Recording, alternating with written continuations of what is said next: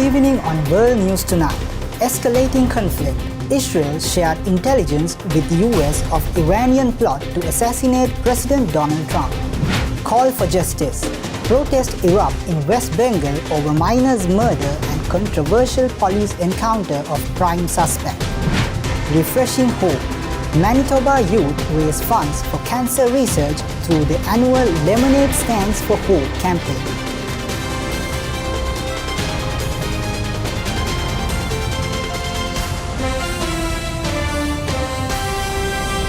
From Colombo, this is World News Tonight.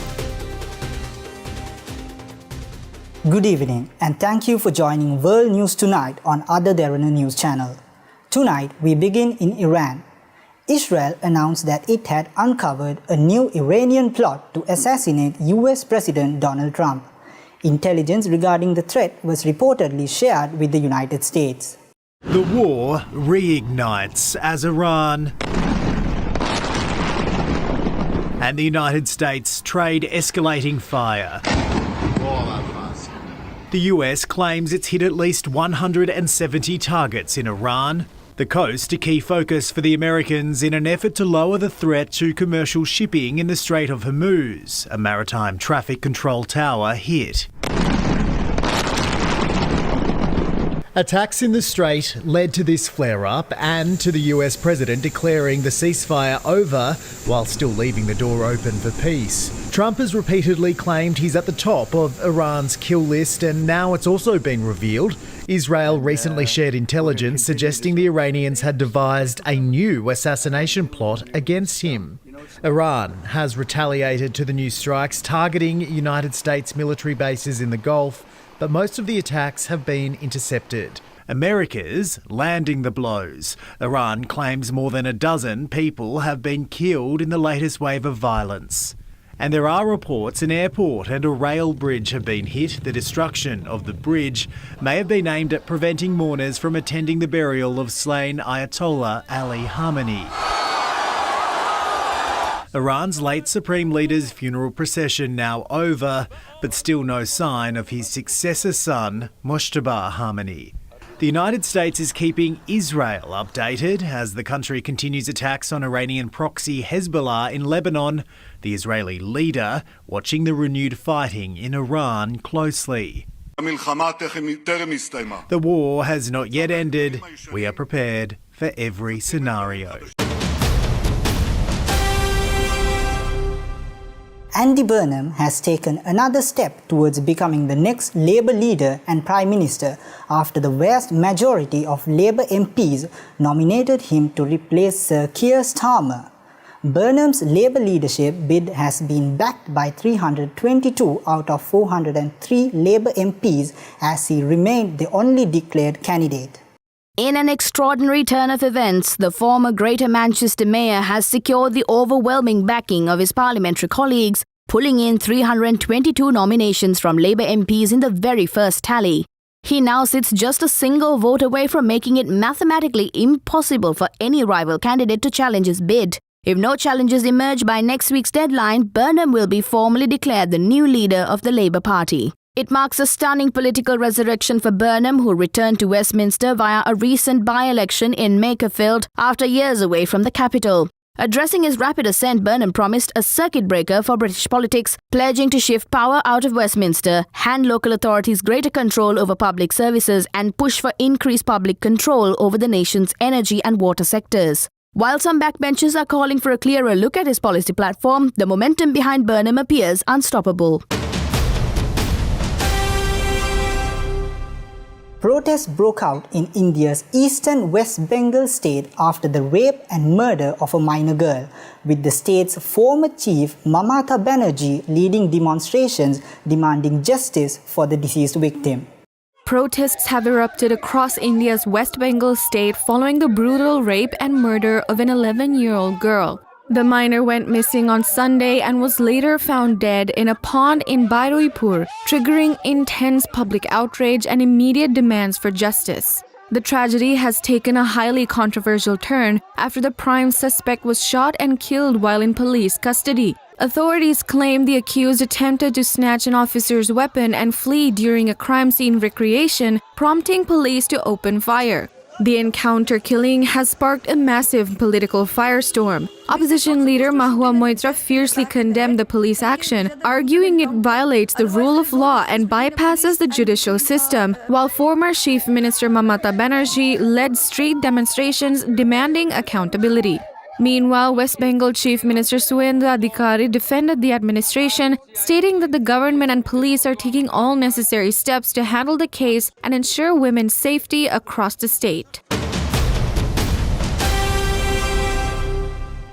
The World Health Organization said that disease outbreaks, poor sanitization, lack of access to clean water, and disruptions to basic medical care could pose the greatest health risk to the tens of thousands of survivors of Venezuela's deadly earthquake.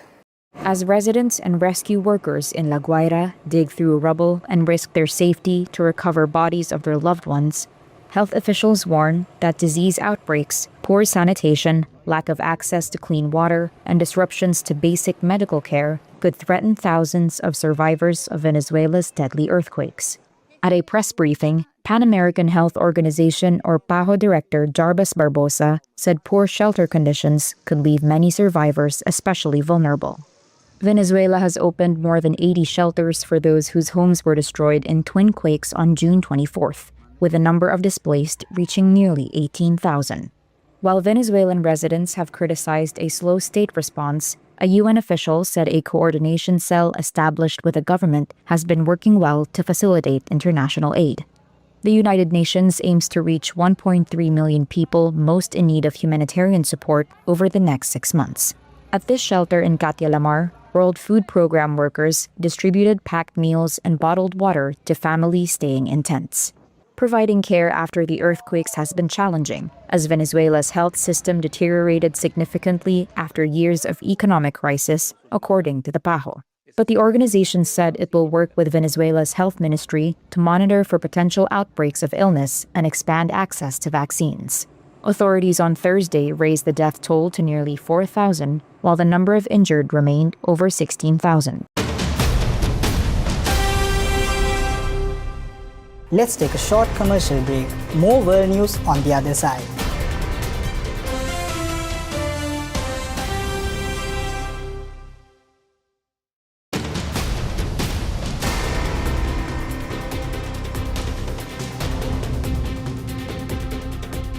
Welcome back.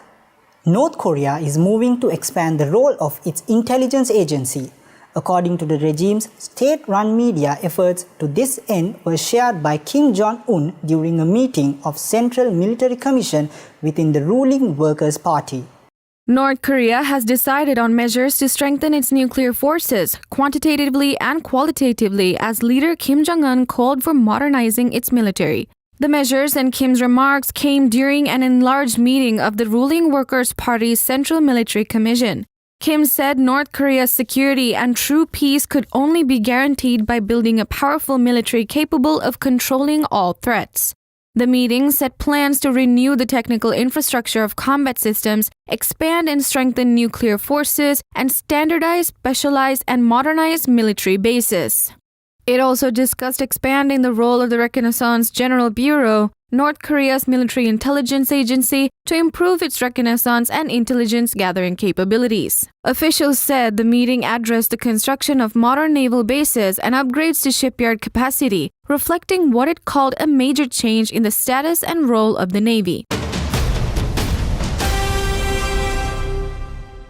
Groups of anti-immigration South Africans seized foreigners from their homes in Johannesburg and handed them to police in hardening of protests that have sown fear in communities and strained ties with some countries. Anti-immigrant protesters went door to door in Johannesburg's Alexandra Township on Thursday, breaking into homes where they believed undocumented immigrants were hiding. They escorted the people through the streets and into police vans where they were taken away. This Zimbabwean man, apprehended by the marchers, told Reuters he was in the country legally. The surge in anti-immigrant sentiment culminated in nationwide protests on June 30th, an informal deadline set for undocumented immigrants to leave the country. From now on! The most prominent leader of the movement has said that protests would take place every Thursday until demands were met. Every Thursday! Millions of people are unemployed in the country, and many South Africans blame immigrants for problems such as crime and unemployment. Vigilantes have recently attacked foreign nationals and looted foreign-owned shops on numerous occasions in recent months. And President Cyril Ramaphosa has warned against scapegoating immigrants for deep-rooted problems.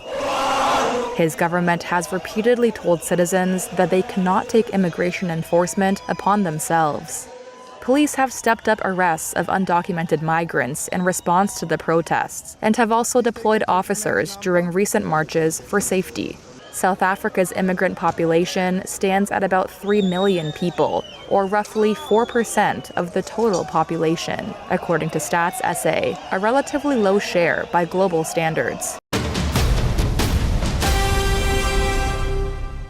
On a hot summer day, ice-cold lemonade is always a hit. But across Manitoba, local kids are serving up something even better. Here is a look at how a sweet summer tradition is helping families fight cancer. On a hot summer day, a glass of ice-cold lemonade can make you feel great. And as it turns out, lemonade can also help people who aren't even drinking it.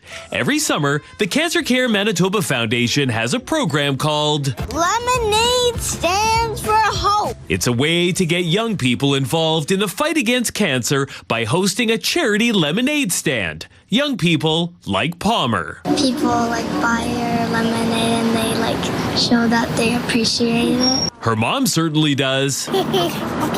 At the age of 34, Lauren Rathwell was diagnosed with stage 2 breast cancer that had spread to her lymph nodes. 8 rounds of chemotherapy and then 20 rounds of radiation. And I was a busy mom of 2 young girls when I was diagnosed. It was not an easy journey, but Rathwell says the support she received from Cancer Care Manitoba, family and friends was amazing. And now her family is giving back. We've already hosted actually one and raised just shy of $200, and we're going to continue with that because the money that's raised for this stays in Manitoba for people like me and my family going through cancer. The Lemonade Stands for Hope campaign officially gets underway on July 17th. And with that, we come to the end of today's edition of World News Tonight. With the hopes of seeing you again, I'm Senjitananya Kara, and we leave you tonight with the visuals of the Dior Haute Couture runway. Thank you for watching World News Tonight on Ada Derana News Channel. Please tune in next week for the latest updates. Have a great weekend.